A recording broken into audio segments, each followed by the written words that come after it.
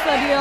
Ujian kami yang kedua terhadap para kandidat atau calon bupati dan wakil bupati Tangerang ini adalah masalah pendidikan. Ini mengingat masalah pendidikan, kami memiliki informasi fakta-fakta di lapangan di Kabupaten Tangerang masih butuh peningkatannya. Berikut liputan kami. Kabupaten Tangerang yang sedang membangun memiliki segudang permasalahan, salah satunya masalah pendidikan. Permasalahan pendidikan di Kabupaten Tangerang antara lain, biaya pendidikan yang mahal membuat sebagian warga kesulitan menyekolahkan anak mereka. Selain itu, korupsi dana pendidikan dan pungutan liar adalah hal lain yang perlu diatasi. Masalah lainnya, kebocoran dana BOS, wajib belajar 12 tahun, ruang kelas rusak, dan yang tidak kalah pentingnya, peningkatan mutu pendidikan.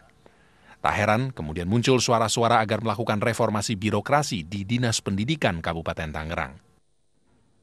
Nah, mampukah calon bupati dan wakil bupati menyelesaikan setumpuk permasalahan pendidikan di Kabupaten Tangerang? Mampukah para calon bupati dan wakil bupati menyelesaikan setumpuk masalah pendidikan di Tangerang? Pertanyaan kami mengenai pendidikan.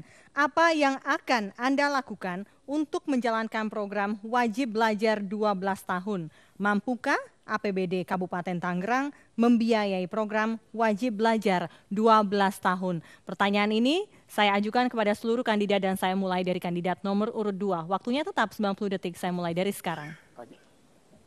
Baik, saya kira ini satu pertanyaan yang sangat menggelitik sekali bagi kami, di mana rencana pembangunan yang akan kita lakukan untuk tambahan ruang kelas untuk menjawab tantangan yang tadi disampaikan sebanyak 3.701 ruang kelas baru. Dan ini mudah-mudahan akan bisa melayani para peserta didik dari mulai SD, SMP, SMA. Kemudian juga di samping pembangunan ruang kelas baru akan dilengkapi dengan MCK. MCK betul-betul merupakan satu keharusan, kewajiban bagi setiap sekolah. Dan ditambah dengan pelengkapan dengan lab di tiap-tiap sekolah. Dan mampukah APBD Tangerang Insya mengcover Allah, semua APBD Kabupaten Tangerang sekitar 2,9 triliun. Dan 20% sudah dilampaui untuk pendidikan. Sekarang sudah 30%. Terima kasih. Baik. Boleh ditambahin, kami juga untuk tingkat SD sampai SMP sudah membebaskan seluruh biaya dan insentif 900.000 untuk setiap siswa di tingkatan sekolah menengah atas per tahun. Itu yang kita lakukan dalam menjelang wajib belajar 12 tahun. Baik, terima kasih. Kita beralih ke kandidat nomor urut 3, masih dengan pertanyaan yang sama dengan waktu yang sama. Silakan wakilnya menjawab terlebih dahulu. Terima kasih. Proses pembelajaran itu paling tidak menyangkut 3 variabel. Pertama, tempat pendidikannya itu sendiri, sekolah. Yang kedua menyangkut pelaku penyelenggaraan di sekolah, yaitu guru. Yang ketiga, konten pembelajaran yang diberikan di dalam memberikan materi terhadap peserta didik. Yang keempat, ada tambahannya adalah manajemen dalam pengelolaan sekolah itu sendiri. Kalau kita lihat tadi, kondisinya seperti itu, berarti mana yang kira-kira kurang memperoleh perhatian di dalam penyelenggaraannya. Mana itu, Pak? Bagian yang mana? Itu berarti dalam sarana dan prasarana yang kurang mendapat perhatian di dalam penyelenggaraan pendidikan pada saat itu. Nah, untuk ke depan barangkali seandainya kami terpilih, 4 komponen itu yang merupakan variabel yang tidak bisa dipisahkan dalam penyelenggaraan pendidikan merupakan hal yang harus kita lakukan. Dan itu yang merupakan ciri dari orang yang ingin melaksanakan kegiatan pendidikan dan mengembangkan sumber daya manusia Tangerang yang lebih baik ke depan. Terima kasih. Oke, masih ada waktu, ingin tambahkan? Dan insya Allah kami akan menggratiskan sampai 12 tahun wajib belajar untuk masyarakat Kabupaten Tangerang. Baiklah. Dan langsung ke kandidat nomor urut 4. Silakan menjawab, Pak. Waktunya 1,5 menit. Pertama, mungkin terkait dengan membenahi dengan infrastruktur pendidikan. Karena masih banyak kita temui di sana sekolah-sekolah seperti karyawan.